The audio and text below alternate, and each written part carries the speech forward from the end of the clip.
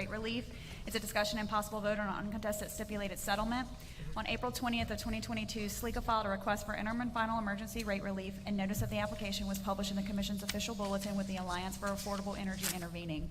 At its May 25th, 2022 B&E, the Commission approved SLECA's request for interim rate relief subject to bonding requirements to ensure refund if necessary, and subject to SLECA filing and updating tariff indicating the interim emergency rate. On October the 11th of 2022, due to increased interest expenses, SLECA filed an unopposed motion for leave to amend its application, and which was published in the Commission's official bulletin with no parties intervening. Following discovery on SLECA's application and accompanying testimony, SLECA, the Alliance, and the Commission staff reached an agreement and executed an uncontested stipulated settlement filed into the record on March 23rd, 2023. The major terms of that settlement are as follows. SLECA is authorized to implement an increase in rates to achieve an additional $6,421,980 in annual revenues in order to achieve a time interest earns ratio of 1.35. SLECA will place a line item on storm rider charge of 13.32 mils per kilowatt hour in place of the current interim rider of 6.92 mils per kilowatt hour, and that will remain in effect until the first year of its FRP is approved by the Commission. SLECA is also ordered to implement an FRP for an initial term of 3 years with the initial filing due by May 15, 2024. Staff recommends, as there are no unresolved issues, that the Commission approve the uncontested stipulated settlement filed into the record on March 23, 2023. Yes, sir. Two things. So on the remarks that the rate impact for 1,000 kW will increase $6.40 over the interim rates, and then 1,500 kW will be $9.60. Is that cumulative? So the first 1,000 is $6.40, and then as it moves over 1,500, is that $6.40 added to the $9.60 for $15 or $16? Ms. Evans is going to address your question. Lauren Evans on behalf of staff. No, that it's not cumulative, so it would be. Lauren, speak closer if you can. She couldn't get any closer to the thing if she tried. Those are just estimates for 1,000 kilowatt users and 15. Okay, I got one other question for you. All right, the sale of the Tessie assets Yes, that sir. are owned by SLECA, when are they supposed to get those? So it is my understanding, and we can pull Kara up if we need to, but it's my understanding that the sale has occurred in Louisiana, but as you know, they're in multiple states, Yeah, and that the I sales understand haven't. they're waiting on North Carolina. Correct. And so what staff has done, we have put into the stipulation language that any proceeds would be included in the first annual filing for the FRP, just to give them more time to have everything concluded, So the plan, because correct me, is it 10 million or the sale price, or is it higher? Is it 20 million? I can't remember the amount. I don't have that, but we can absolutely pull the company up. Well, the amount, I think it's in excess of 10 million.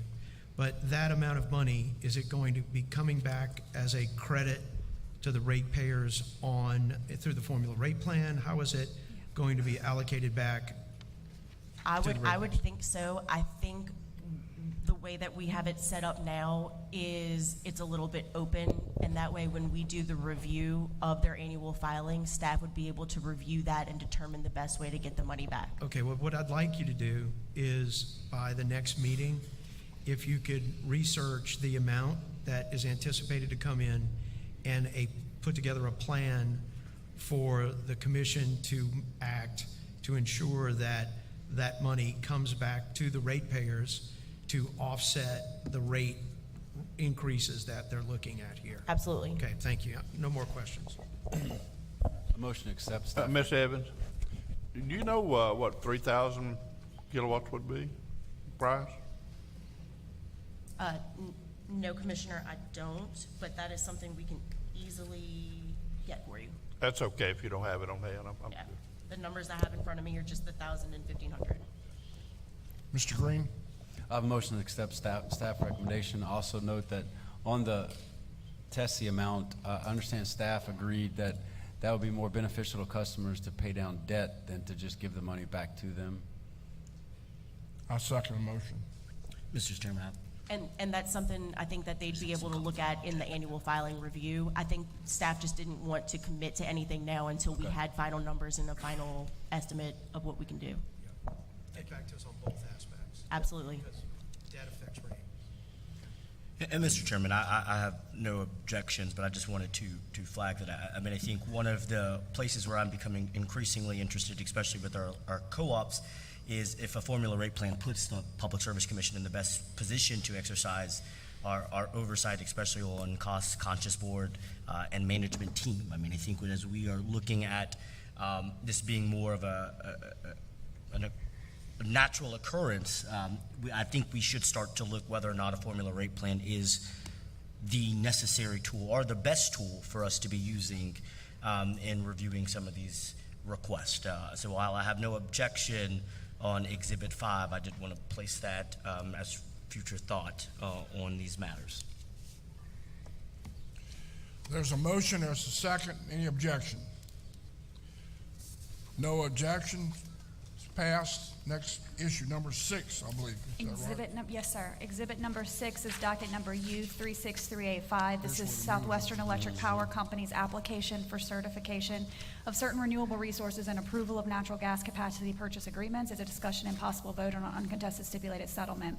On May 27th of 2022, SWEPCO filed its application seeking certification of a solar facility in Mooringsport, Louisiana, 2 wind generation facilities, Wagon Wheel in Oklahoma, and Diversion in Texas, totaling approximately 999 megawatts of new nameplate generation, and certain natural gas capacity purchase agreements for capacity planning years 2024 through 26 to help bridge the gap until the selected facilities are in service. Notice that the application was published in the Commission's bulletin and no interventions were filed. Following discovery on SWEPCO's application and after the filing of direct testimony, SWEPCO and staff reached an agreement and executed an uncontested stipulated settlement, which was filed into the record on March 10th of 2023.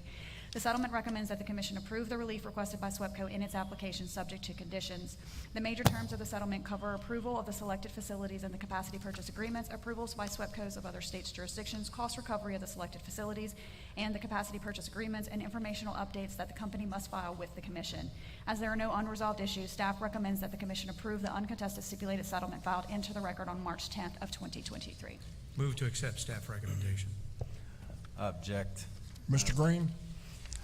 Yeah, first, I want to commend the staff for trying to make lemonade out of lemons. The conditions put on this proposed settlement at least make it palatable. However, I don't think it's palatable is the appropriate standard.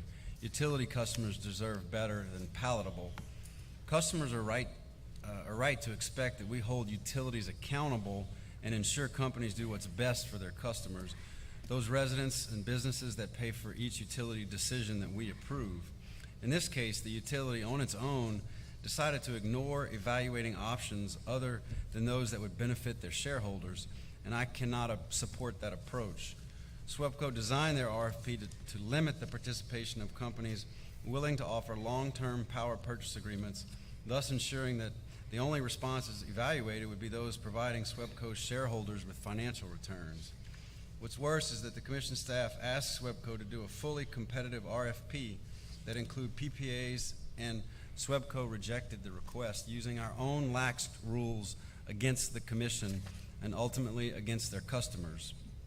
As a result of SWEPCO's RFP design decision, SWEPCO is here today asking commissioners to approve $2 billion worth of generation bills without fully testing the market. By excluding an entire set of resource options from this consideration, SWEPCO has limited its ability to evaluate resources that might be more beneficial to their customers, and as a result has prevented the Commission from doing so as well. I cannot support that outcome. SWEPCO customers deserve a result that's fully and fairly market tested. For these reasons, I vote no. I want, and I know that other commissioners have said they want, resource diversity, price stability, low-cost energy, and all the benefits that cost-effective renewables can bring to Louisiana residents and businesses. The most accountable and transparent mechanism to deliver those benefits to the customers is through competitive RFPs that fully evaluate all market options. To quote the late data scientist Edwards Deming, "In God we trust, all others bring data." Excluding resource options from an RFP process reduces the amount of data available to make prudent decisions for our customers. Thus, if you're asking your customers to pay for your decisions, the data you bring better be a product of a fully competitive and fair process. Mr. Sisson and Mr. I need you to come up here, please. Mr. Board? Well, Mr. Chairman, if, Bobby, Gillum, Mr. Gillum. Mr. Chairman, Yes, ma'am. Yes, sir. I made a motion, if no one seconds it, it fails and it's over. I want to hear from these folks. Okay. I think this is a complicated issue. It needs to be fully explained, Mr. Sisson. I hear what Mr. Green's saying. I think he made some valid points. I think you've made some of these points. Basically, what he's saying, if I might paraphrase what he's saying, basically, he doesn't think there's been a real clean search for the cheapest price for people because you eliminated purchase power agreements. They were eliminated. And they were eliminated because because SWEPCO said they went by the rule. We don't have a rule that demands that. So I talked to Brandon. That's what we need to do first thing of all, Brandon. We don't need any more RFPs coming up here until they check everything. PP's professional, private, anywhere you can get a quote, we need to do it. And they didn't do that here, correct? That is correct. And you asked them to do it, We did. and they wouldn't do it. They did not. And they said they didn't have to do it because they were going by our rules. The MBM only allows staff to provide advice and comments. It does not give us any authority to require how they conduct their RFP. So if we had a rule that said that you had to check this, then you would have got a quote. If Correct. the rule required PPAs not be excluded, we would have gotten, at least known what the results of the PPAs would have been. Well, They why- may or may not have been more beneficial, but we would have known. Right. It doesn't mean it would have been cheaper. You just would have known what the price was. That's correct. And I represent this area up there, and SWEPCO is a good company. They pay their employees well, they do well, they make a lot of money. But without knowing what all prices are, I don't know that, I can't support this either. Because if there would have been cheaper utilities available, I would have liked to have known about it because that's the one we would have used. But SWEPCO chose not to do that. They'd rather build their own plants, right? That's the way they structured their RFP, to only have Okay, to only so- have options that they would own. And how much do these plants cost are gonna build, you know? That's why Mr. Berg's here. Yeah, I have a total question cost- when they're done. the total cost, Commissioner, is $2.1 billion. How much? $2.1 billion. Will that 2.1 billion go in the rate base Correct. if this And, passes? and that's total company, so that's not just the Louisiana portion. Louisiana portion would be about 33% of that, but it's 2.1 billion for total SWIP. Okay. And so they get paid a rate of return on that, don't they? They would, yes. And how much is that rate of return? It would be at their WACC of 8.6%, so. So look, I'm not saying they're doing this as a scheme. I'm just saying as a company, they would rather build these plants and put it on the rate base and get 8% on their money than check all the other availabilities of electricity, the prices that they could buy it for. Is that correct? That is how they structured their RFP, for sure. Yeah. Mr. Chairman, can I ask something? Mr. Francis. We've got the head I got a guy with question, too. SWEPCO here. Why isn't he up here defending himself? I'd like for him to come up, maybe bring his bodyguards with him, you know? I got a question. I think if, you know, as a former business person, I'd like to at least be able to defend myself here. And to have the head guy for SWEPCO here, that's Well, really, we asked him, we were gonna get to him, Mr. Okay. Scametta. Yeah, question for staff, from, I guess, Lane or for you. So what you're saying is the commission had a published rule, The commission has a rule, it's called the market-based mechanism. right, and the company followed the rule. The company did follow the rule. Okay. So are we supposed to expect the companies to follow the rules? Well, the companies follow the market-based mechanism rule. The certification rule allows the conduct of the RFP to be included as part of the certification rule, Which rule are they supposed to follow? both. And are they allowed to select between the rules? Well, no, they have to follow both rules. They have to follow both? And so is it that they failed to follow one? Well, the certification rule is where there's Does that take place at a subjectivity. different time, or does one take place Yeah, well, before? the MBM rule takes place first. Okay. And that is where staff gets to observe their request for proposals. Mm-hmm. Once they make their selection, they file for a certification under the certification rule. Right? The certification rules specifically say that you can look at how the RFP was conducted in determining whether or not you think the project should be approved or not. Okay. So when we wrote our testimony, we did say that we had an issue, that they didn't include PPAs, and we could not say that it was the lowest and reasonable cost. And our testimony recommended against the projects, but provided conditions that if the commission wanted to approve it, protections. Where we are today is they gave all of those protections. There is a new increased need for capacity. Well, that was my next question for you. Is there a value for the company to actually create new capacity in its control versus having a purchase power agreement, which would likely be outside of its control, to ensure resource adequacy?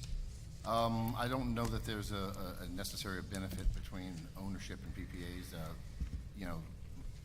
Many utilities are entering into renewable PPAs right now. I wouldn't say that there's a definitive advantage. Well, we're going to hear about some disadvantage of that soon because of the MISO winter rule changes on that, Yes. and some shift on that, as we move forward. So I would disagree with you on that part. Okay. But the other element is, I guess where I'm kind of on this is, you said that the total price of this is about $2.1 billion, and SWEPCO Louisiana is about 30% of that. So it's about $800 million. Yeah, about 33, yes, sir. Okay, so about 33. And so where is that is that going to be built in Louisiana? Well, the one, and, I mean, SWEPCO's here, they could answer just as well as me. Mooring Sport, There's one 200 solar. megawatts is in And Louisiana. at 200 megawatts of what, solar? Yes, sir. Okay.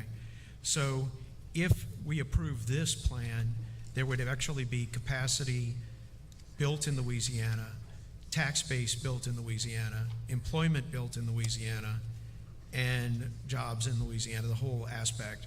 And if we relied more on PPAs, there's no general assurance that that would take place in Louisiana. That's Is that correct. PPA could be anywhere. It could be Oklahoma, Arkansas, Texas, wherever, and just the value proposition would be considered versus the social propositions. Okay. All right. All right, I don't have any more questions. Mr. Assistant, I want to ask you a question. I'll get right to y'all. Is this true? Staff recommended to SWEPCO to include PPAs in its RFP, and SWEPCO decided on its own to ignore that recommendation and proceed with the RFP that only evaluates the project would add to SWEPCO's rate base. Is that true? That's true. Look, I hope this never happens again, Brandon. This is not right. And I'm not saying, SWEPCO went by the rules, but we should never let this happen again. We need a rule or whatever, but for on RFPs, there ought to be where they search everything possible.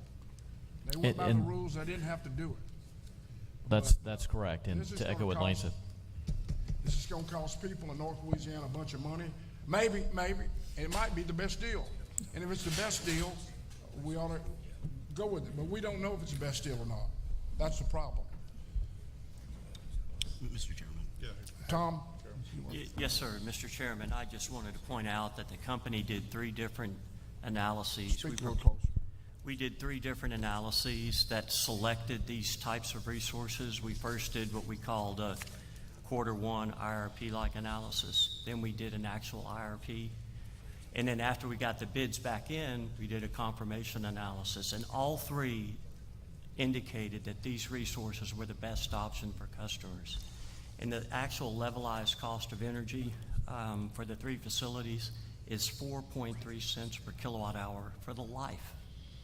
That's less than many utilities' fuel bill, just their fuel bill, 4.3 cents a kilowatt hour. Tom, let me ask you a question. Did they ever ask you specifically, did Mr. Sisson ever lean on you or the staff lean on you that they want some PPA estimates? And what did you tell them?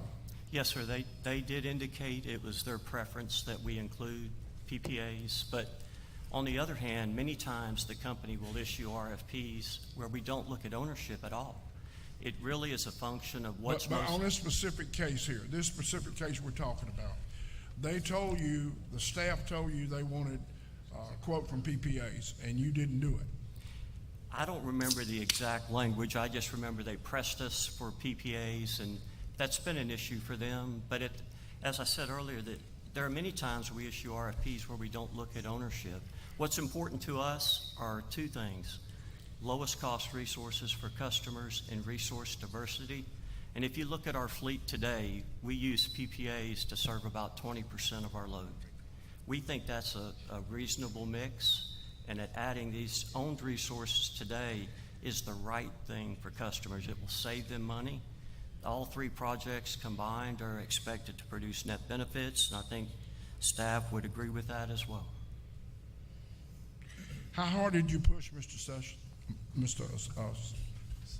Lane? How hard did you push to get PPAs included in this? We had a meeting where we discussed it, and Ms. Watson was the, Ms. Fry, Melissa Fry was the staff attorney at the time, and she provided either a letter or an email to them stating staff's concerns.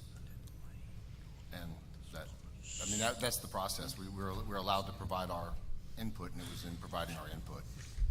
And Commissioner Campbell, Chairman, I think it's important to note that even at that, we came to a unanimous settlement with staff, with consultants, everyone. Well, look, I like you. We're friends, okay? But that's a little slick for me.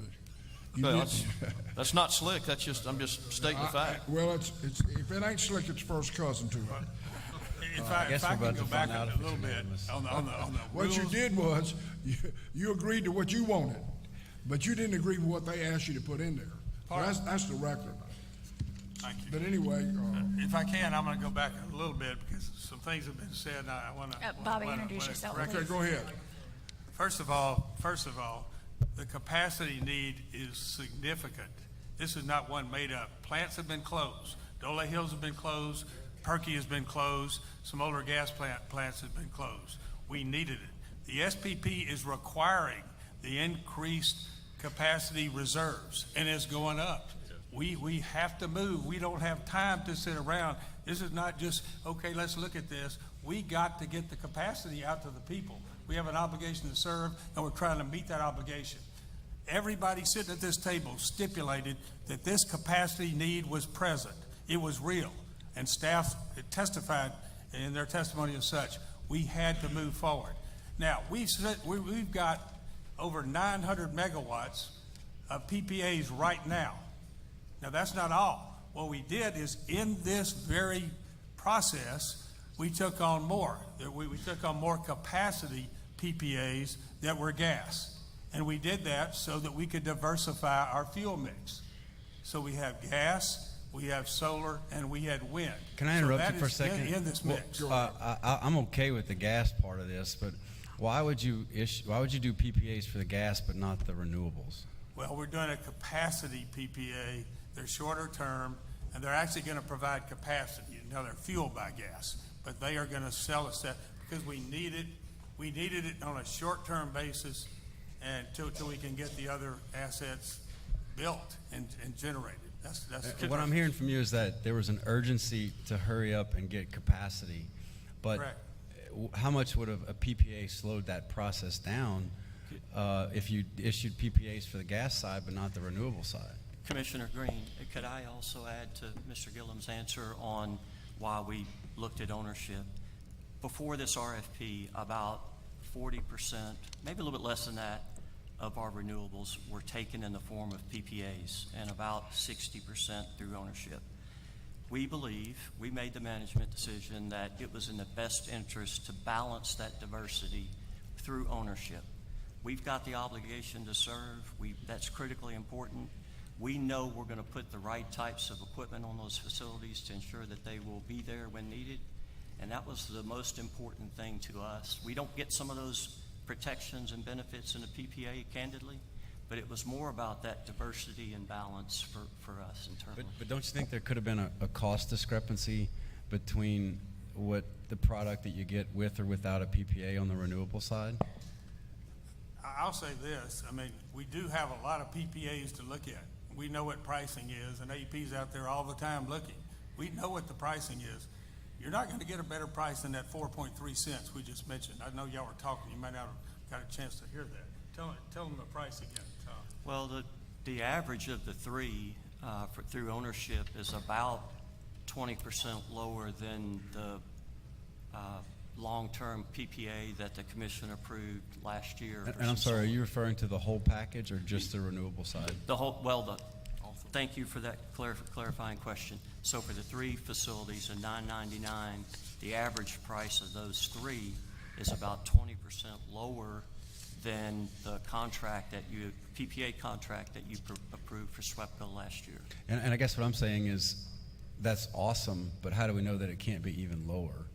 We don't, because there weren't PPAs on that side. That's exactly right. Well, I understand, Commissioner. I think the last RFP where we signed the renewable contract that I just referenced, there's no better test or comparison than that. The average price of these facilities is about 20% lower. What would it look like if we separated these two and said, I'm okay with the gas, but let's redo the renewables with PPA? We wouldn't be meeting our capacity needs. I mean, we wouldn't be able to do it. And this isn't something we can turn around and do overnight. That's the problem. Yeah, but anytime a utility threatens us with an urgency, I just think that this is a plot or a scheme. It's not a plot. Look, we already had the 900 megawatts of PPAs. Now, we hadn't finished, in addition to the capacity PPAs, but also one of the solar facilities that came up during the COVID, and we worked a long time on it, but it's also in Caddo Parish. It's another 72 megawatt PPAs along I-49. Commissioner Campbell's familiar with it. We also made it a PPA. So we have a very healthy mix of PPAs, and we know the market. And what happened here with the urgency and the SPP and closure of plants, we got the pricing, but we did it through the NBM order, which required absolute transparency on everything we were doing. Well, we got bids in, and in fact, I think Catherine King and Gordon's represent Invenergy, and they've got some of these bids. We have to turn all that information over to staff, and staff was watching everything closely. They were sending discovery, they were sitting in the technical conferences, and everything we got, we turned over to staff. It wasn't like SWEPCO was out here running loose just trying to do something. Yeah, they were trying to meet a capacity need. That's important. And in today's world, by the way, I want to say this, and I want to hear your question, but we're limiting fuels now.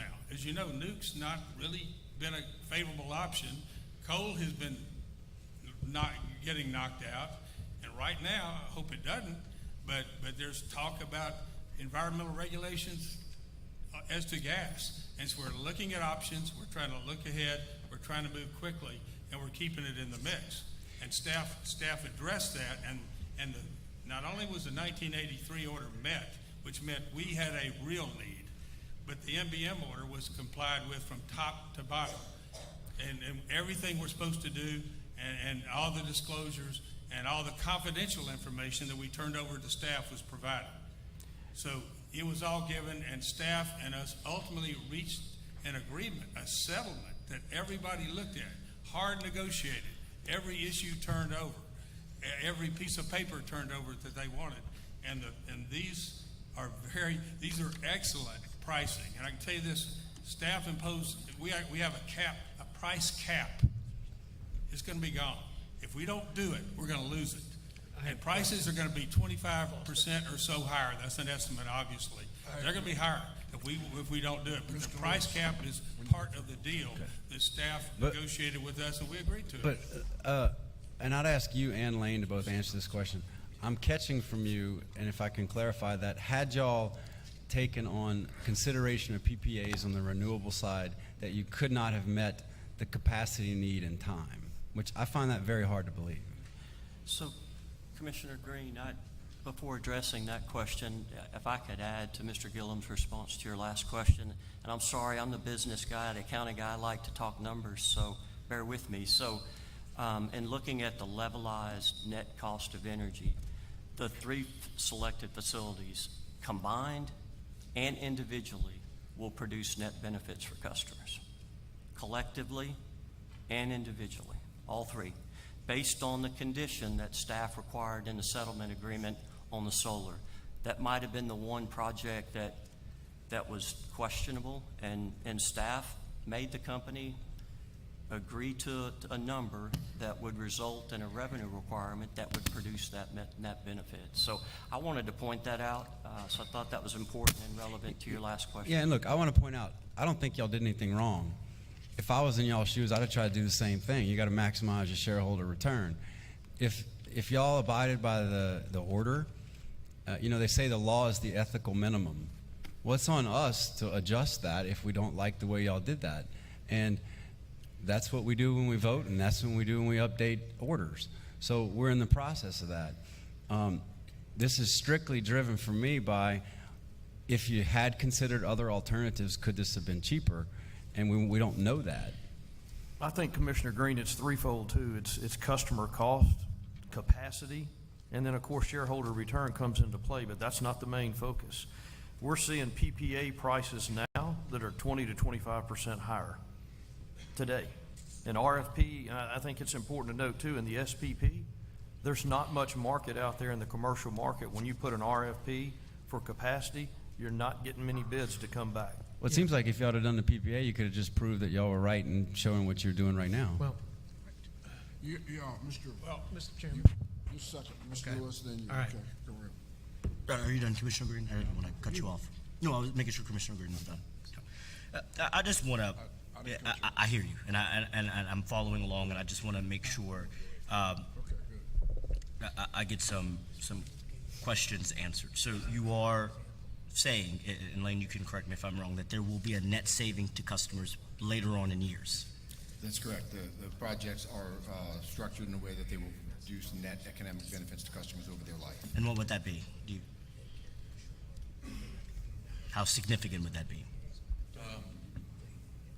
I don't have the number on me, but, and that, I just want to be clear, Commissioner, that the reason that we've confirmed that they will provide net economic benefits over their life is the conditions that we've placed in the settlement, which includes the cost caps that Mr. Bryce mentioned and the production guarantees that we've also. Thank you. Look, I'm extremely supportive of renewables. I think I've made that very clear. But one of the things that I'm also very keen on is making sure we protect customers. And I know we went through the customer cost, capacity, and then shareholders, but I want to make sure that when we are not doing a competitive process, that this is not a way of saying, well, this is still good for our customers because there will be a net savings, but there could have been an even better net saving had we actually looked outside of the typical old way of doing business that we have done, which is the investor-owned utility wants to own it all. And so I'm battling right now, and I want to hear from you the justification, because I've heard where we're at right now. I've heard your plea on capacity. What I have not heard is what was the determining factor not to use a purchase power agreement and look competitively outside of yourself.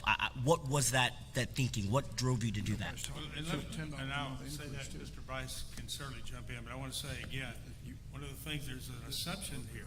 Again, we already have the 900 megawatts of PPAs. We were looking at pricing, and we still know today about pricing on PPAs. But we did also include the capacity PPAs in the deal as a part of the mix. That is in the mix, and is in the mix now for the short term because we have to have it. That was approved in part of the deal. And so then, once we included that in the mix, and then I also mentioned the other Rocking R is a PPA. That's another solar project being built. So that's in addition to the 900 that I'm talking about. Both of those numbers. It's 350 on the gas PPAs, and it's about 72 megawatts on the Rocking R. So we did have that healthy mix in.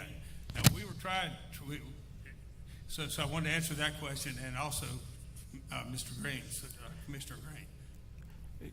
I'm sorry. I'm just waiting for you. Go ahead and finish. I've got a question when you're done. Could I add to Mr. Gillum's answer, Commissioner Lewis, if Yes, that's all please. right? Commissioner Scremetta? Go ahead. I'm wait till you finish with Commissioner Lewis. We did follow to the T the market-based mechanism order of the Louisiana Public Service Commission. We were required to give notice of the RFP, required to issue a draft, hold technical conferences, and issue the final. All of that was done completely consistent with the rules of the Louisiana Public Service Commission. The second item of your question on why we chose ownership, it had to do about what we believe as management, the most important balance of these resources. As I said earlier, we've got about 40% through PPAs and about 60% through ownership. We believe there should be a bit more heavily weighted to ownership. And the third point, at that time, we had evidence that we knew what a PPA would cost. And in fact, these facilities, in the end, will cost about 20% less than the PPA that we signed last year and the commission approved last year. And thank you, I appreciate it. I mean, I think my challenge is, and I agree with Commissioner Green, is that I think we're balancing this rush to, I think, beat some of the other work that we are talking about on this commission, if I'm being honest, about whether or not generation should only be by an investor-owned utility. And what I'm looking at is to make sure that consumers are getting the best deal. When I talk to people, when we talk about extra capacity in the terms, I like to bring it back to what we're really talking about here is whether or not people's lights come on in a storm, after a storm, and whether they can afford to pay that bill after the storm. And so when I'm thinking about this, I appreciate it. I'm very much interested in all of the fine details that we're talking about, but I want to bring us back to the stark reality of what is at stake.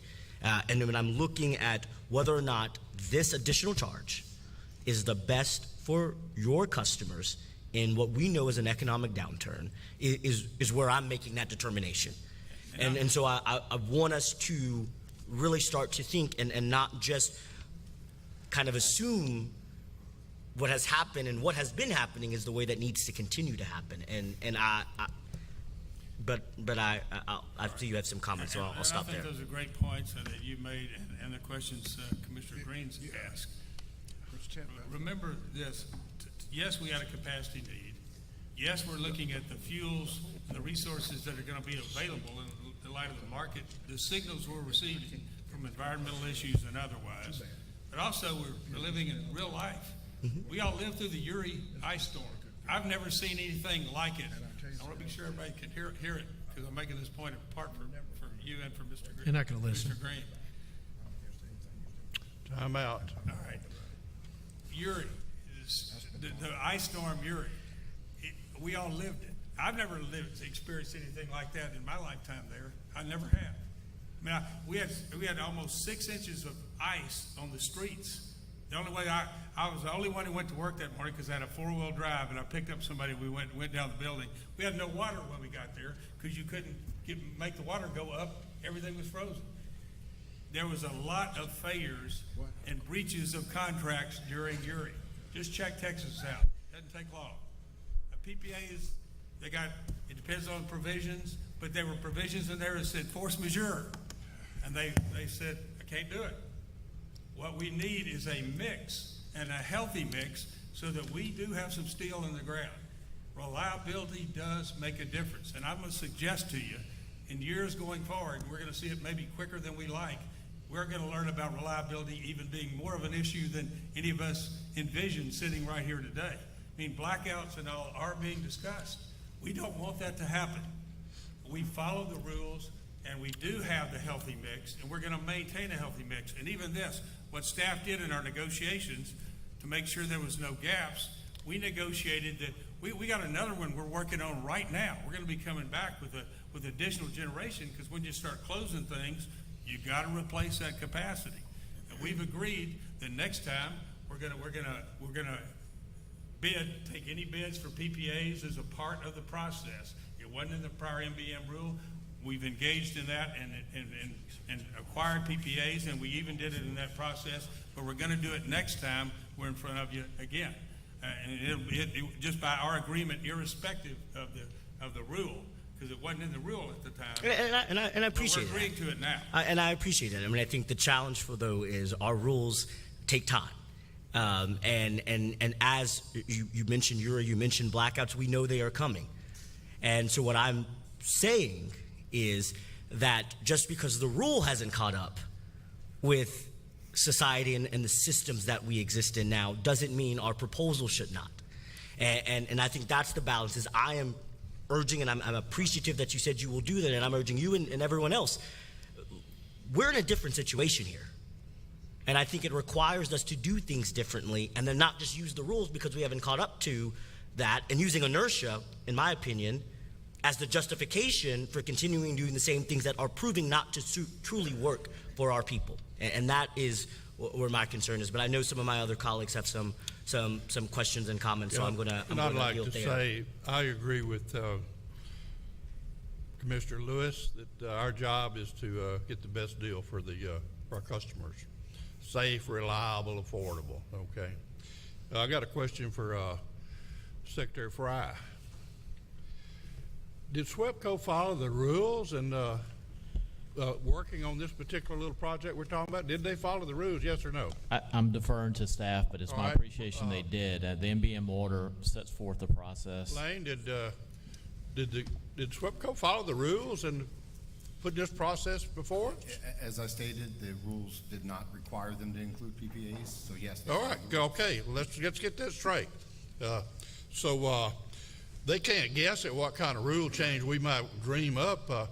This 1983 rules, is that the rules we're working under, 1983 rules? And that's part of it. So you've got two orders that govern this process. All right. And I know Lane touched on it, but just to make sure we're on the same page.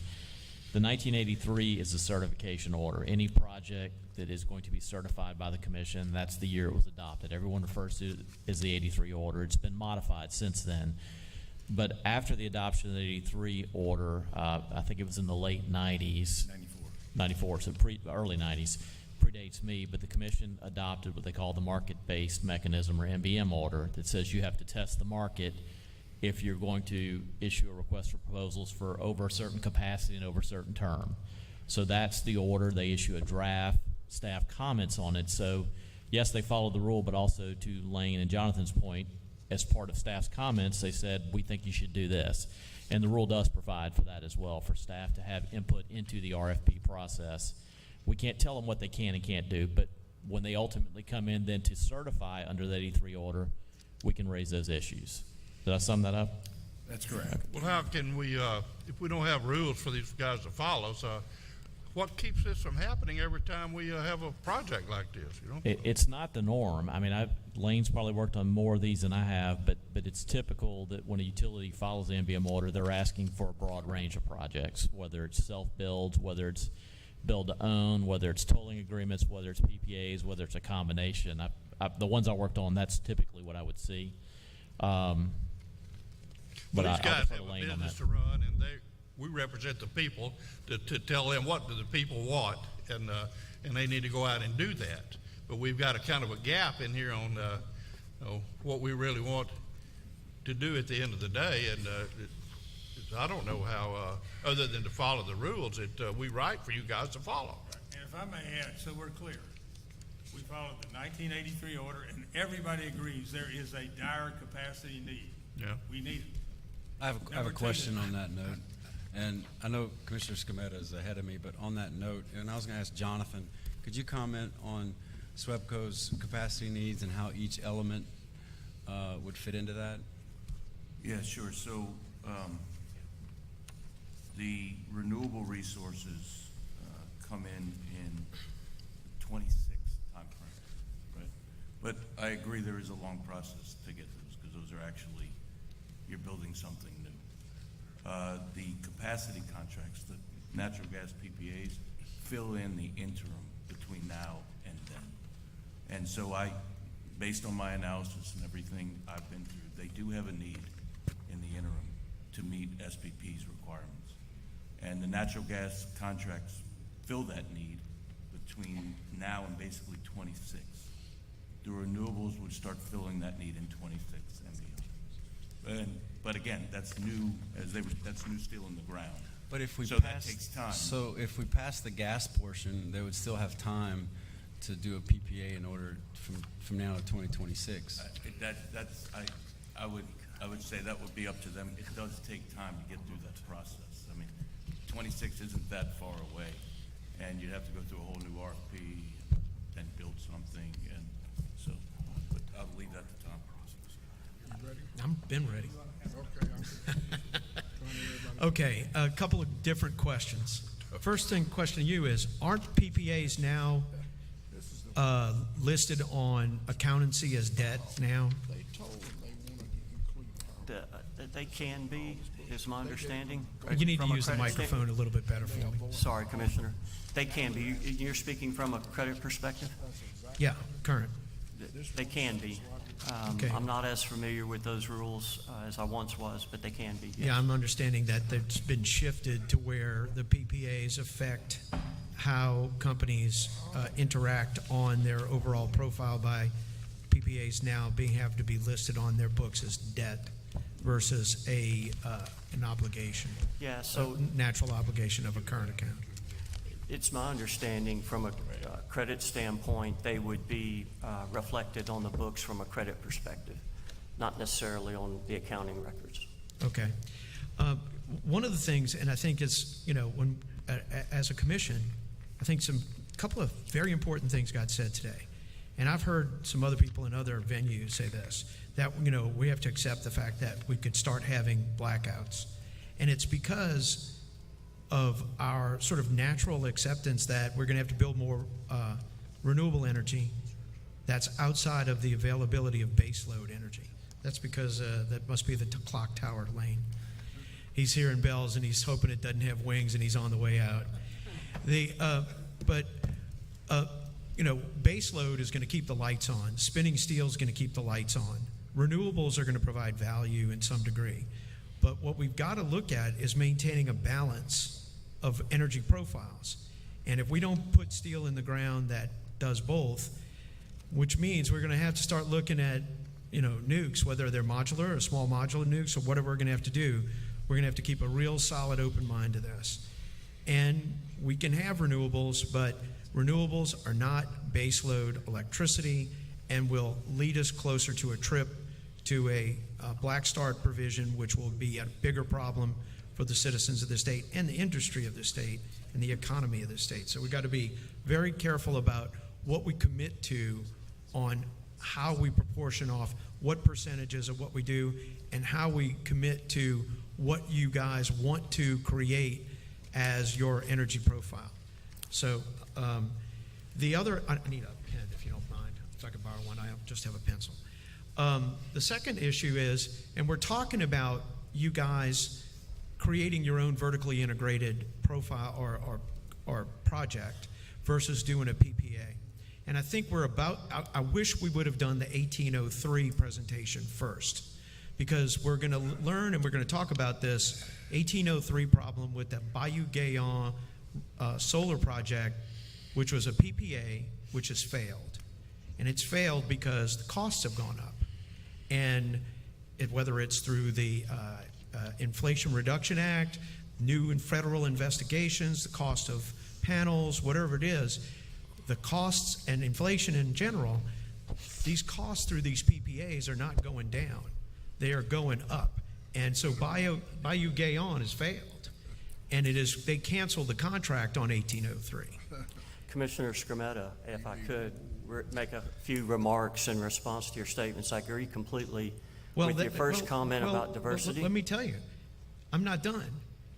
1803 is having a meeting with its board members in May with the other two PPA solar facilities to figure out what they're going to do, because they've got to be being affected by the same economic factors that are affecting the PPA solar facilities. So I can understand when you guys look at what you know to be a solar PPA profile that you look at, it says it's 20% higher, because we know it's been affected by these factors, and you can work yourself into your own vertically integrated profile to save the ratepayers 20%. My concerns are that if we don't approve this, that we end up with having to go back out to the market, be affected by the same considerations that affected 1803, and have a 20% or greater increase and a questionable viability of the projects that could affect the ratepayers at a higher rate than what we know we have in.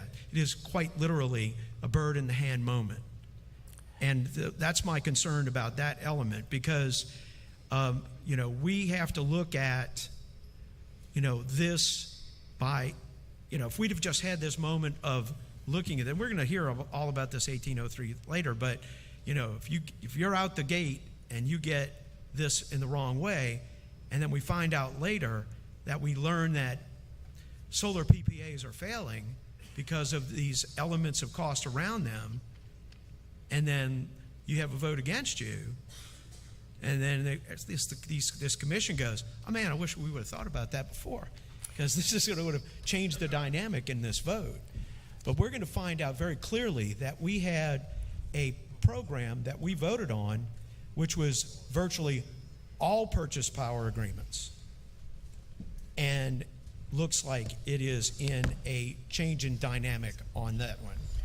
So for me, where I see this is, even though you chose to work your own way, you did the analysis of outside PPAs to look at the value, and you made your own determinative value that you could save money for the ratepayers by doing it the way you've done it.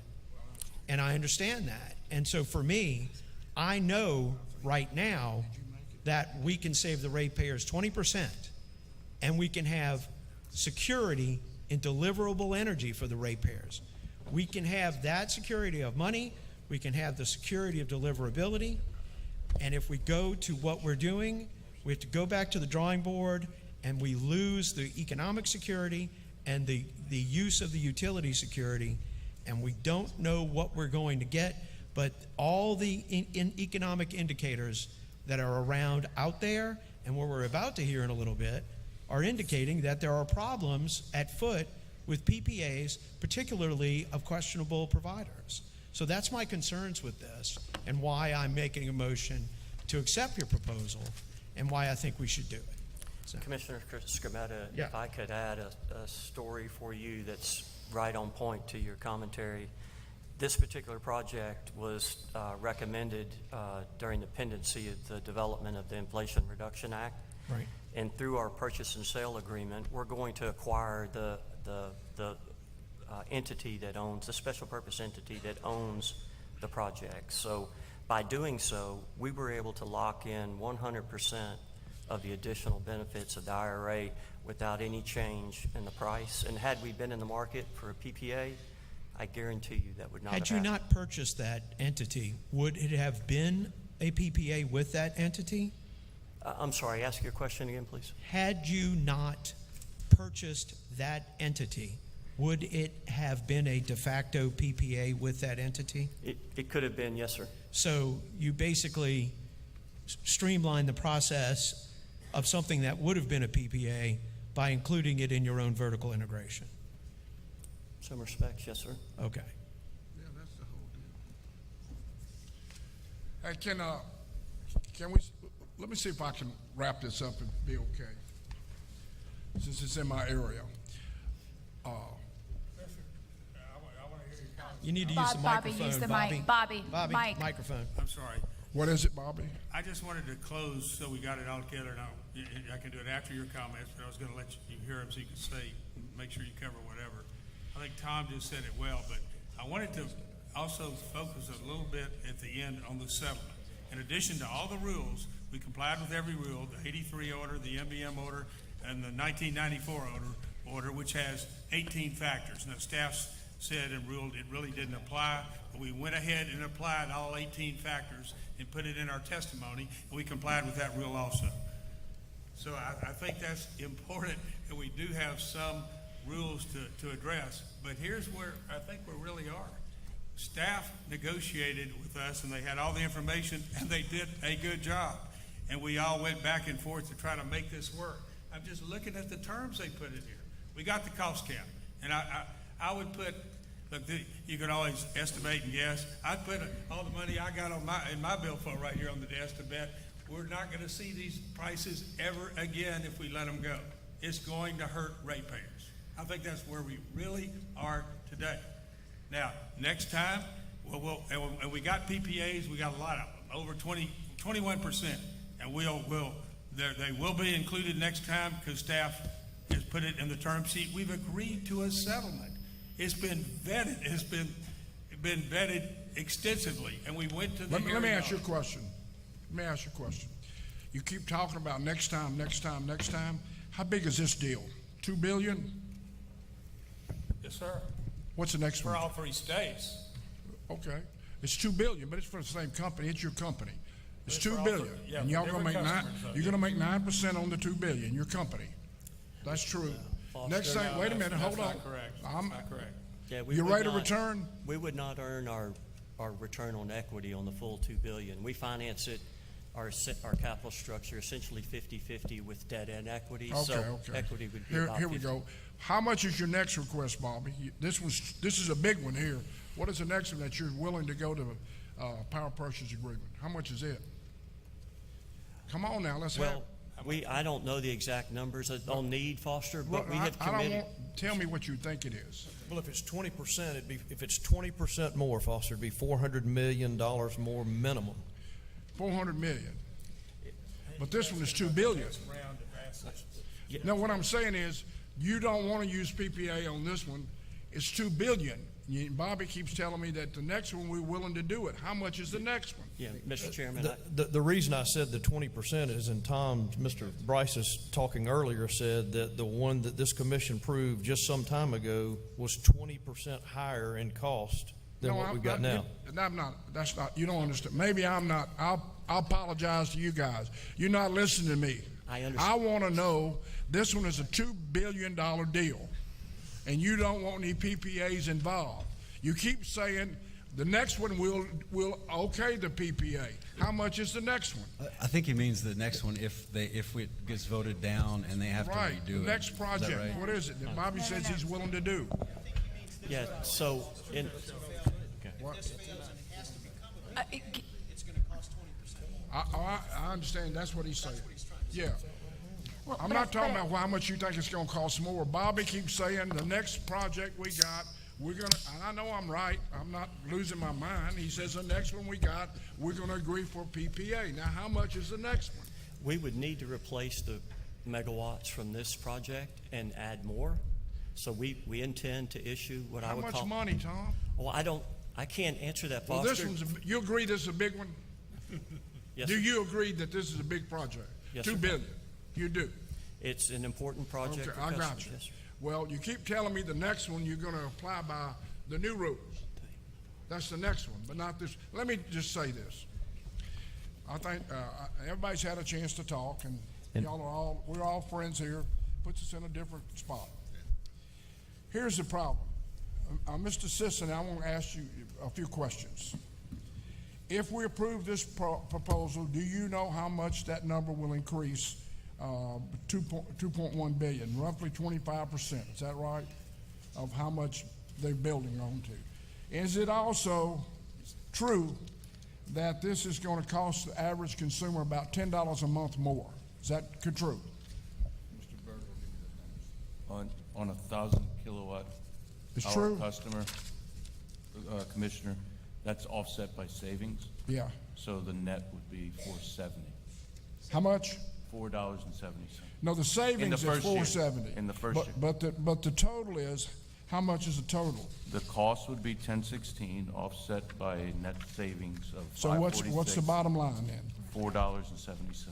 $470 a month? Correct. In the 1,000? first year. Well, Correct. then what does it do? It declines. Okay. I want to ask you something else. Here's what gives me the real problems. I'm not voting for this. I'm just going to tell you. When you know the rules and you say you go by the rules and they say, we'd really like for you to do this, and you tell them, no, we're not going to do it, we're not going to do it, knowing full well that if you went by the rules, you might have a savings. But you didn't want to know that. You want to build this plant, $2.1 billion. That's what you want to do. You want to build it. But you got me in a tough situation. I live in the same place y'all do. I live in the very same place you do.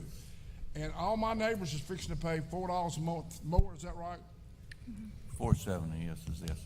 They're gonna pay more, higher utility bills, but that's not what gets it. $470, I mean, they probably can pay it.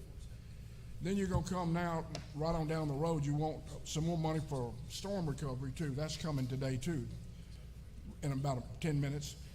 But when the staff tells you that we want you to do this, and you say, no, we're not doing it because this is the rules. This is the rules, we're going by the rules. And when you drafted this proposal, what did the staff take regarding what the SWEPCO should include purchase power agreement? And staff recommended to SWEPCO to include PPAs, and you turned it down. So from the very get-go, when y'all came down here and filed this, they recommended this and you said we're not doing it. So how much truer could they be saying we think you need to do this to make sure that people are getting the cheapest cost? And you said, no, we're not doing it. So now you're gonna make me, that I represent all your customers, you're gonna make me look them in the eye and say, did you give us the cheapest cost? No. Why? Well, we just didn't do it. You mean you could? Maybe it is, maybe it didn't. Your staff said, hey, they ought to include purchase power agreements. But that's not the rules. We're going by the rules. And I tell you that rule deals has given me fits. It has nothing to do with y'all, but I remember when we stopped that rule where you slip it on the door and rate increase without any testimony. That happened at this place right here. So when you mention rules to me and you're gonna go by the rules and somebody's on the other side that works for us saying, include this, no, we're going by the rules. So, look, I like all y'all. I know y'all are fine people. I think SWEPCO is a good company. This gives me great concern when our staff tells you what they'd like for you to do and you intentionally told them, no, we're gonna go by the rules. And you knew exactly what you were doing, and I know exactly what I'm doing today too. I'm not voting for this. So I'll make a motion. Is there a motion up there? There is a motion by Commissioner. One more in closing. Wait, Bobby, please use the microphone. And that is, yeah, we did abide by the rules. And when we're negotiating with staff, there's all kinds of negotiations. Yeah, we'd like for y'all to do that. But we've also got this contract over there that's really a good deal. And then staff also, we worked on the Morriggsport project to be right there in Caddo Parish, which as stands will be. It may not be after this, depending on what happens, but we're going to do our best. But Morriggsport, they wanted us to work on certain elements of the contract to try to make them better, so we took on more risk. We did it. We brought the price down. I don't think that last price reduction is built into these rates. But when we look at rates on a projected basis and look at cost on a projected basis, they're going up everywhere. Can anybody tell me what prices are going down anywhere we look? They're going up, and we're trying to combat that. That's what we're trying to do here. And yeah, we're going to put PPAs in there. We put them in this. We're ignoring the fact that these capacity contracts are PPAs. We're ignoring the fact that Rocking Art was a PPA, and we got 900 megawatts of PPAs out there. We know what PPAs are. They're not magic. In fact, they got some weaknesses. We saw it in Texas. But these contracts right here, staff has other provisions about the cost cap, minimum production guarantees, the flow back of RTCs, they've got all this built in where we're getting, the ratepayers, in our view, are getting the best deal they're ever going to see. If this goes away, they will not get this deal again. It's not going to be available in the market. Well, I understand that. That's our Bob. view. And I hear what y'all are saying. And look, I hear what you're saying. I trust y'all. But the problem with me is the staff asked you and asked you and asked you to include PPAs, and you didn't want to do it for some reason, because you wanted to do what you wanted to do. Now I got to represent all those people up there, and I can't tell them, did I get them the cheapest rate? I can say, I got you the cheapest rate. Well, how do you know that? Because SWEPCO told me that. SWEPCO told me I got the cheapest rates. I'm not doing that. Commissioner Campbell, could I? Mr. Sisson, let me get through, please. Mr. Sisson, but I want to make sure that everyone hears this. This is what the staff said. Including PPAs in an RFP evaluation would provide a utility and its regulator the ability to identify the differences in benefits and risks associated with the two types of options. Excluding PPAs from the RFP process, however, prevents market-based testing and leaves all interested party unable to discern the relative benefits and costs. I want to make a motion. Whose opinion was that? Actually, I need a motion. That's Okay. Mr. Sisson's. Actually, I made. Chairman Campbell, could I? I motioned to accept it. Yeah, The there's a staff motion. recommendation. And I would second the staff's recommendation, and let me tell you why. This is a very complex issues, and for the 5 commissioners, we need help from experts like Lane and different ones from SWEPCO. And our staff worked hard and deep on this. We have been recommended by our staff, as there are no unresolved issues, staff recommends that the commission approve the uncontested stipulation of this settlement. And it is backed up by Chief ALJ, how you say that, Verswivel. Okay, so we got a full boat here saying they're proving this, okay? So Commissioner Scametta, he made the motion and Francis seconded, so let's vote on what the hell we want to do, okay? So there's a motion by Commissioner Skrmetta, a second by Commissioner Francis. There's an objection on the floor by Commissioner Green, so there will be a roll call vote. Amen, I'm good for that. Is this a yes or no? This is a yes or no vote. There's no substitute motion. They don't need a substitute motion, or you just need a So we just need to do a roll call vote. Would you like me Or to do you call the want a roll, or would you substitute? like to? Call the roll. All right. Yes or no on this proposal, correct? For everybody? Correct. Correct. Not Yes, all- yes or no on the stipulated settlement, which approves Yeah, that's the SWEPCO's motion on the portfolio. floor. To approve, yes. Correct. No, not approve. Correct. Correct. Sorry, everybody knows everybody now. Commissioner Skrmetta, start that in. Commissioner Lewis, No. Commissioner Francis. Yes, Commissioner Chair Campbell, could I ask you a question? If you're going to reject this, could we defer this? Can you defer it? Yes. No, we got. We're in the middle of a roll Yeah. call vote Got a and a motion. pending motion. So, Commissioner Green, No. Commissioner Skrmetta, For preserving my ability to bring this up later, I'm going to vote no. oh, great. Oh, and boy. Commissioner Campbell. No. Got me again.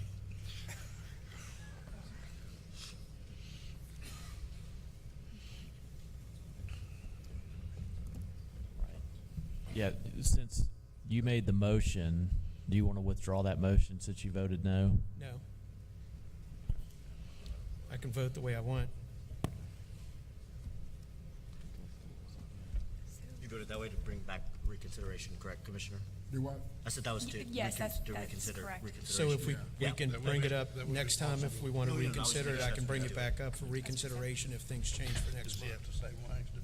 No, I just wanted to make sure that I understood what he was saying. I think you need Wait a to- minute, hold on a second. This vote occurred, it was 3 noes and 2 yeses. No, So, no, right? The four no's. 4 no's, 1 yes.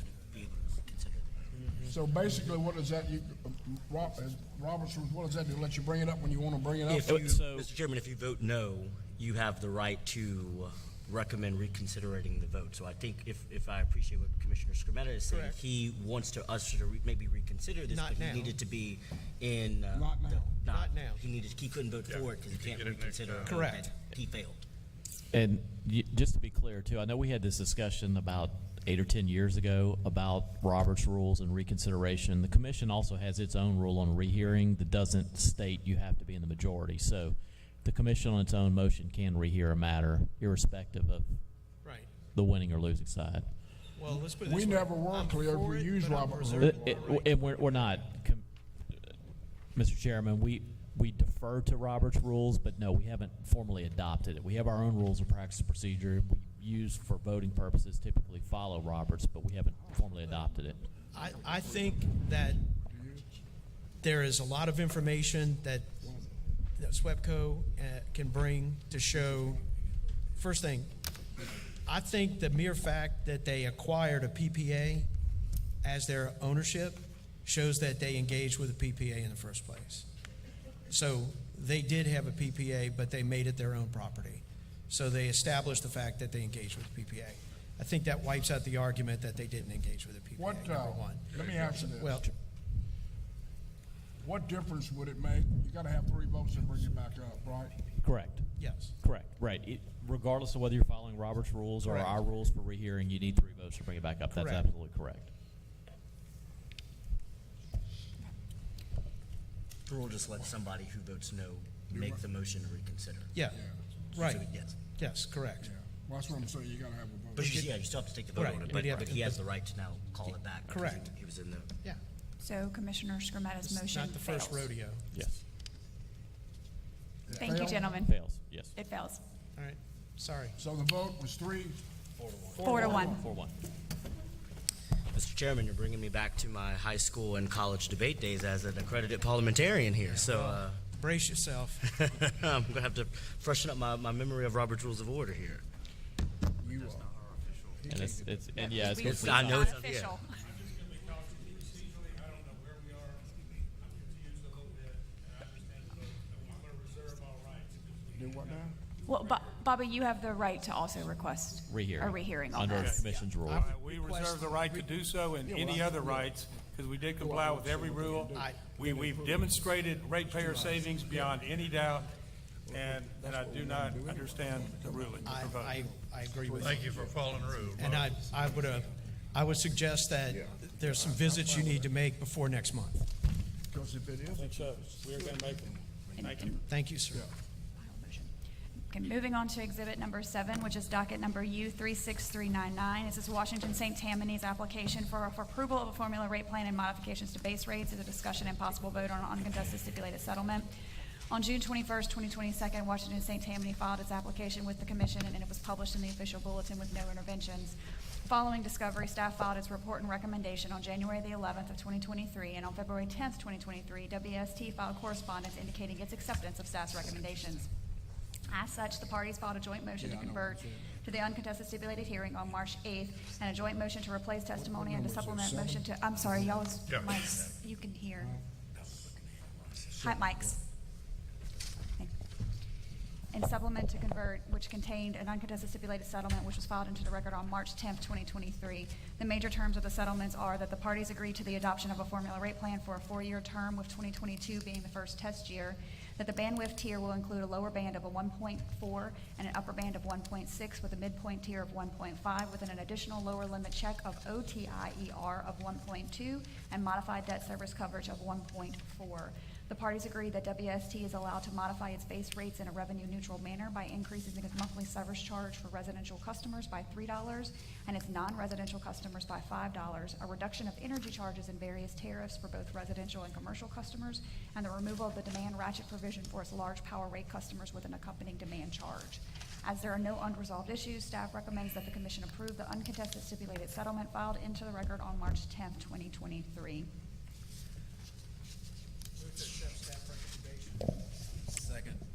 Second. there's a motion to accept staff recommendation, a second, here no objection, it's accepted. Exhibit number 8 is docket number U36659. This is the Commission's notification by the North American Numbering Plan Administrator of the need for relief for the 318 Numbering Plan Area Code. It's a discussion and possible vote on staff proposed final recommendation. On January 24th of 2023, the North American Numbering Plan Administrator notified the Commission staff of the need for relief in the 318 Numbering Plan. Subsequently, NAMPA submitted a letter that the 318 area code is projected to exhaust the first quarter of 2026 if relief planning is not granted, and outlined a plan of action should the Commission not act on its own. Per NAMPA's letter, relief planning generally needs to begin 36 months prior to the exhaust of the NPA, and based on the time frame, staff issued a notice of proceeding that included a proposed recommendation on February 1st, 2023, wherein staff recommended that the Commission approve the overlay method for the 318 area code relief. Notice of the proceeding was published in the Commissioner's official bulletin with several parties intervening. And in the proposed recommendation, staff requested comments from the telecommunication industry as well as the public on or before March 20th of 2023. Comments were received from the LTA and the joint telecommunication carriers who indicated support for staff's proposal. There were no comments filed in opposition to staff's proposed recommendation. As there is no opposition to staff's proposed recommendation, staff filed its final proposed recommendation into the record on April 13th of 2023, recommending that the Commission approve the overlay method for the 318 area code relief. Staff recommends that the Commission adopt staff's proposed final recommendation filed into the record on April 13th, 2023, approving an overlay plan for 318 area code relief over the alternative of geographic split, and direct the NAMPA to begin the process to conduct that overlay. Move to accept staff recommendation. Second. I want to ask a few questions. Go ahead. It's a motion to move, it's a motion to accept staff recommendation, second by Mr. Green. Seconded by Commissioner Francis. Or Mr. Francis? Yes, sir. Okay. Well, Mr. Campbell wants to know what the hell we're doing. Yes, sir. No, I want to know about 318. Tell me about it. Okay. So the NAMPA is the association that is under the FCC that is to handle and administer all area codes within the United States. They monitor the area codes. They look to see when the numbers are going to exhaust, meaning you do not have any more numbers within a particular area code. They reached out to us the beginning of this year indicating that 318 area code would exhaust in first quarter of 2026. It takes a long time, approximately 36 months, to get the process in place with the telecommunication industry to do whatever we need to do to make sure that the area code is not exhausted. The easiest, most efficient way to do that is doing an overlay, which just simply means you go to 10-digit dialing. So now in 318, if this is approved, you would have to dial 318 plus the number instead of doing a geographical split, meaning you would take the entire 318 area code and divide it between 318 area code and a new area code. That hasn't happened since 2007, and it is more costly. So NAMPA supports our position as well as the telecommunication industry. All this does is direct NAMPA to start the process and work with the telecommunications industry to put the 10-digit dialing in place for 318. Is our deal with 318, which would be North Louisiana, basically all of North Louisiana, Yes.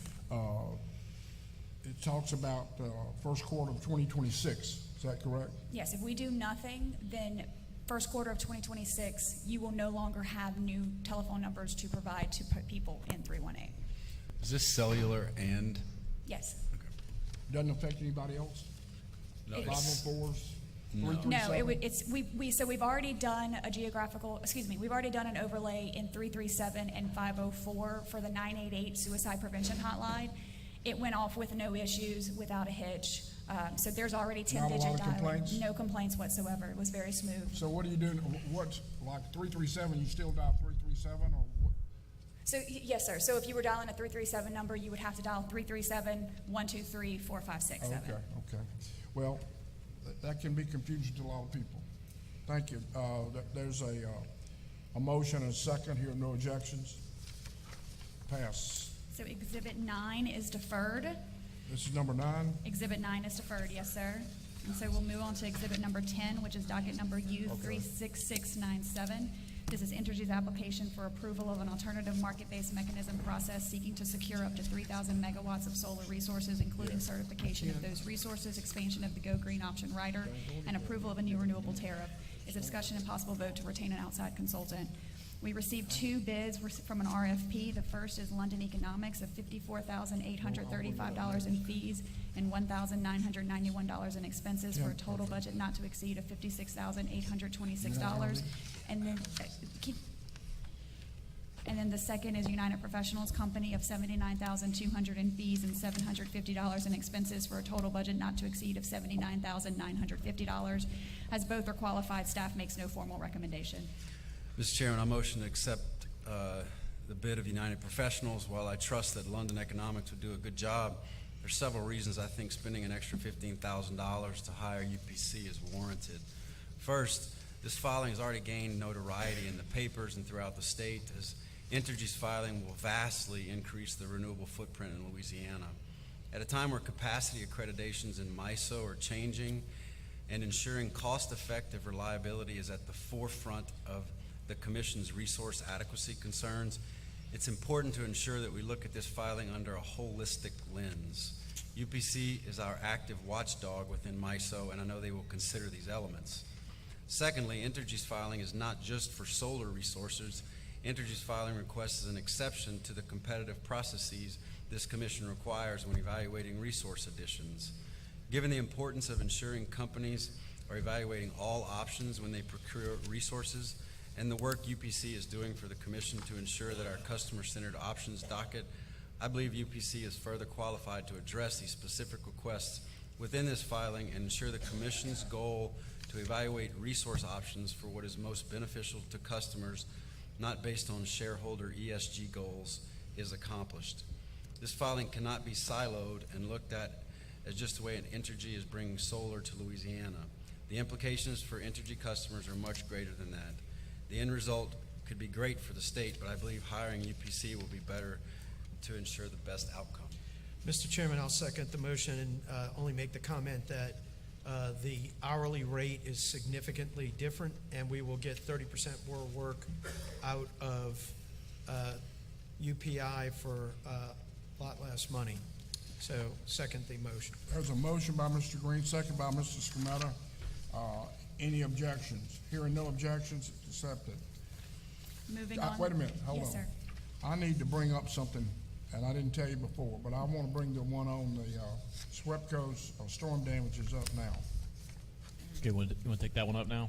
Yeah. Okay. Take it up out of order, so we're moving. What number is it? Exhibit 14. What?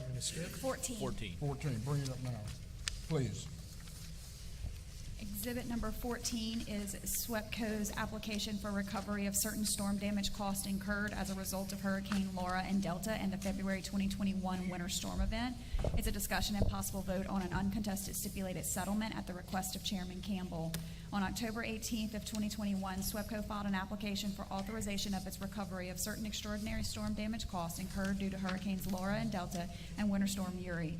The application is the first phase of SWEPCO's recovery, and it only seeks interim recovery of carrying costs on its operation and maintenance costs attributable to the damage caused by the storms. Notice of the application was published in the Commission's bulletin with no parties intervening.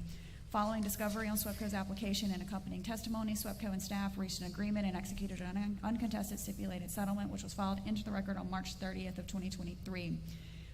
$180,225,338 for the distribution and transmission O&M portion of SWEPCO's LPSC jurisdictional cost associated with Hurricanes Laura and Delta and Winter Storm Uri are reasonable, prudent, and eligible for recovery, subject to certain conditions. Upon issuance of a Commission order approving Phase 1 settlement, SWEPCO is to submit an application to the Commission for Phase 2 of this proceeding regarding the prudence of all of the Louisiana jurisdictional transmission and distribution capital costs associated with the storms. The Phase 2 application also requires an inclusion of an analysis comparing securitization versus traditional rate recovery of all Louisiana distribution and allocated transmission O&M expenses and capital cost. SWEPCO's carrying cost on the storm damage cost shall be calculated at 3.125%. And as there are no unresolved issues, staff recommends that the Commission approve the uncontested stipulated settlement filed into the record on March 30th of 2023. I want to say something here today. This is me talking. I didn't vote for Energies, but because they put up a little bit, but I think these companies ought to put up some money. Here's SWEPCO, we get $180 million. Energy got, how much did they get? $5 billion? Wasn't it $5 billion? They didn't put up a dime, put up a little bit. They tried to do a little bit. But anyway, people put it all up. These people have these storms. Y'all know that, don't you? Now, they're going to tell me they didn't get to sell electricity during the storms and stuff like that. So had some economic hard times. They didn't get to sell electricity when all the poles were down. But anyway, I think that these companies ought to put up some money when they have it, just rather than being scot-free. There's a big argument there. Some people say it's not legal. That's what I heard from all the lawyers. Oh, it wasn't legal, but somehow Energy put up some money last time when it wasn't legal, but they found a way to do it. So I would ask SWEPCO to look at this real hard. I'm not voting for this today. This is me. I'm not voting to give them $180 million. It goes right on the ratepayers, and they're not putting up any money at all. That's just my opinion. And I would be a straight hypocrite if I raised hell against Energy and I said, okay, SWEPCO's in my backyard, so I'm going to go ahead with it today. So Mr. I'm going Chairman. to try and be consistent. Mr. Chairman, I'm going to move to accept the staff's recommendation. Mr. Chairman, I have some questions. Mr. Lewis. Can either our consultant or SWEPCO come to the table, please? So probably both, all. They can- In the meantime, Brandon, can you explain the phase one, phase two? Sure, and I'll- Talk about some of the numbers. Yeah, I'll take a shot at it, and I know Lane and Jonathan will correct me if I'm wrong, but phase one is just dealing with the interim recovery. Phase two will be the actual full recovery. Like we saw, that we didn't do the energy dockets in 2 phases. We did essentially what would be phase 1 and 2 as one filing for energy. So this is looking at the interim storm costs that SWEPCO recovered and the treatment of that. And so phase one is 180 million. Do you know how much phase two will be? The phase 2 amount, I don't know off the top of my head. Jonathan, you want to hit that? What's the Are we phase 2 aware of dollar? what the phase 2 dollars would be? The phase two, as far as total dollars? Yes. It would be the 180 million securitized. Securitized, okay. So how So much? this is just for the interim recovery Carrying cost. Carrying costs. of So the how- O&M How much on, for what? phase one? Phase one for a typical customer? No, how much total? $150 million is what is in this proceeding, O&M. Just, it is just the carrying cost. Just the on carrying that. cost. So the carrying cost on 180 million is 150 million? No. No, okay. So it's $150 million that was at issue in this proceeding for the O&M related to the 3 storms. And it's the carrying cost on that at 3.125%. Just the carrying cost until securitization. And the securitization will be to securitize how much? 180 because the capital would be So- brought in. Then 150 million is the carrying cost on 180 million. 150 is the corpus, I would say. It's what they're getting carrying cost on until then they securitize that amount. Can you calculate what it is? So it's rough, it's, I think, Slightly more than $16 million. So it's three something percent of the 150 million. Correct. And what Mr. Zimmering just said, it's about $16 million in carrying cost. Mr. Scamello. Excuse me. That's kind of bringing me that question, because there's several aspects of the settlement that differ from the direct rebuttal and testimony, and I'm not explaining the filing, and I'm trying to follow along. So in the settlement, it states the distribution and transmission O&M portion of SWEPCO's jurisdiction is 180 million of costs associated with Hurricane Laura, Delta, and Winter Storm Uri, and are reasonable and prudent and eligible for recovery. However, I do not see the 180 million does not appear anywhere in the record of the O&M costs. So I'm trying to understand and follow along. The settlement doesn't explain to me where this 180 is coming from. So can you clarify that for me? I will try to. There was a total amount of damage of $180 million. About $150 million represents operation and maintenance costs. The other $30 million represents the capital costs for both distribution and transmission. Staff has not looked at that last $30 million yet because the company didn't ask for it and they didn't support it in their application. They said they would file for it in phase 2. So all we're looking at now is the carrying costs on the $150 million. Not the $150 million itself, just the carrying costs, which represent just over $16 million. Okay, and I thank you for that. I mean, I think there's another place where I have some heartburn on this, and this is the area of double recovery. I mean, I'm just going to be honest, the rebuttal testimony was extremely weak on double recovery. I don't think you clearly explained how the costs were separate. And your testimony to me appeared to just justify double recovery because labor costs were based on rate cases several years prior. So I would like you to explain to me more how you do not view this as double recovery, because I did not find your answers to be satisfactory. Yes, sir. So Tom Bryce of SWEPCO. Our last rate change was, prior to this settlement, was for our 2017 test year. So the labor costs that we actually incurred were far in excess of what was in the test year. So the staff and the company were comfortable that that component was not double recovered.